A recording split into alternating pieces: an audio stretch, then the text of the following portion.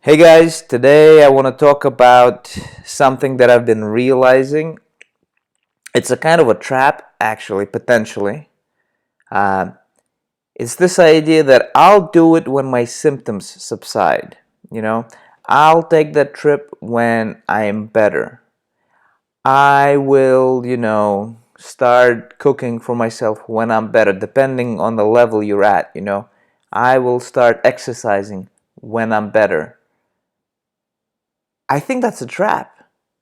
And I catch myself thinking that, expecting that all the time. And I have to remind myself, I'm probably going to have to push through symptoms all the way till like the very end until I'm doing everything that I want. Traveling and working and just completely taking care of myself and I think maybe only then will the symptoms go away. It's when you forget the stuff about symptoms that they will go away, I feel. Now, I know that it's not going to be like that for everyone. I know there are people out there, well, I don't know for sure, but it seems from how they describe their recoveries, and these are not necessarily people who recovered relying specifically on Dr. Sarno's methodology, because people recover from CFS and fibromyalgia who know nothing about Dr. Sarno, but they all do very similar things. They calm themselves down, they address emotional issues, they engage with life differently, they pay less attention to emotions. To symptoms. They pay less attention to symptoms, more attention to emotions. Uh, but they just kind of stumble upon it using different things that they've read and just personal experiences.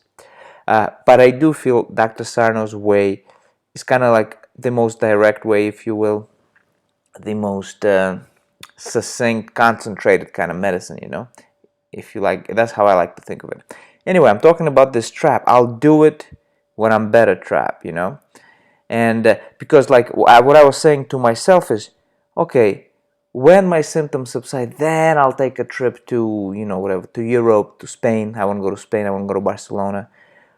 Because that's like a big thing, a whole trip, and I want to be able to enjoy it. And, if I have symptoms, it's not going to be enjoyable. And anyway, should I even go before my symptoms? Yes, yes. Eventually I'm going to take that trip, and I'm probably going to have symptoms while I take it. And I'm probably going to have to do the same thing I did when I was completely bedbound and I was taking the tiniest of steps forward. I was saying to myself, hey, whatever symptoms you got, it's not a problem. It's harmless. It's just your brain. Your brain is used to doing this. When it feels threatened, like there are potentially threatening emotions, or it's just a conditioned response to the circumstances. And your brain is just is ingrained this pathway, in doing this. So this is a reminder for myself and for you. Don't put it off. Don't wait until your symptoms get better. There's a good chance if you keep waiting, you'll be waiting a long time. And I don't like that this is the fact, that this is the reality of it, because I would like for A, symptoms to go away, and then B, step 2, then I do everything that I want. But I don't think it's going to work that way. I think it's going to be like the way it's been every step of the way, from the smallest initial steps, from when I was just getting out of bed and just walking to the bathroom rather than rolling on my chair to the bathroom, all the way to everything, life and stuff.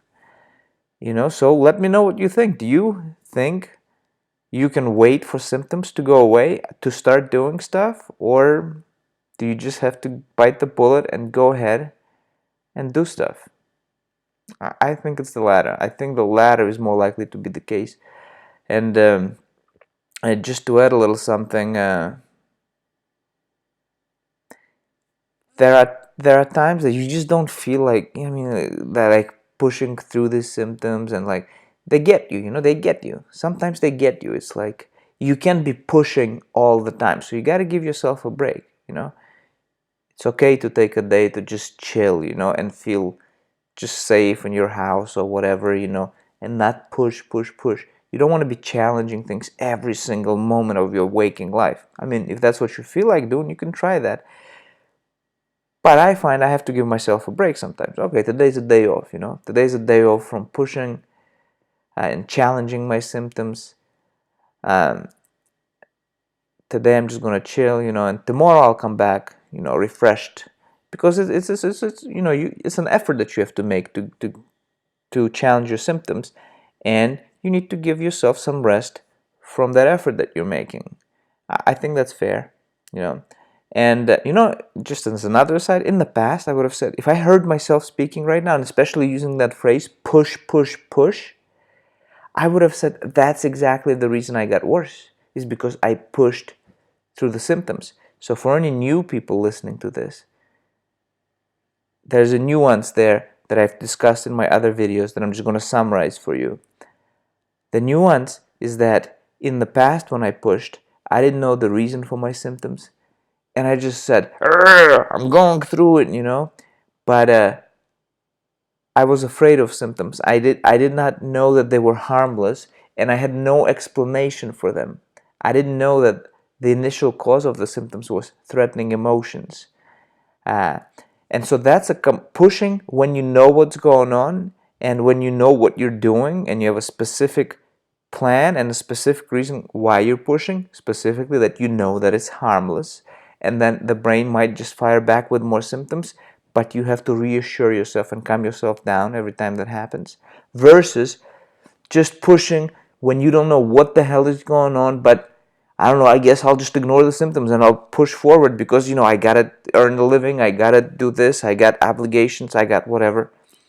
Those two approaches are completely different. One, you're lost, you're desperate, you're afraid, you're just pushing because you don't know what else to do. Another, you know exactly what's going on, you know you're going to react a certain way, you know you might have an increase in symptoms, and you know to reassure yourself, and you know to remind yourself what's going on.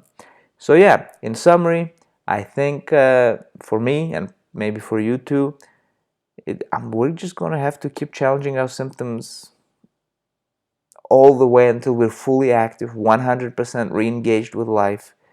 And I think next time I'll talk about re-engaging with life and how the challenges that it presents. But for now, I'll end it here. Thanks for listening. Like, subscribe. Let me know how you're doing.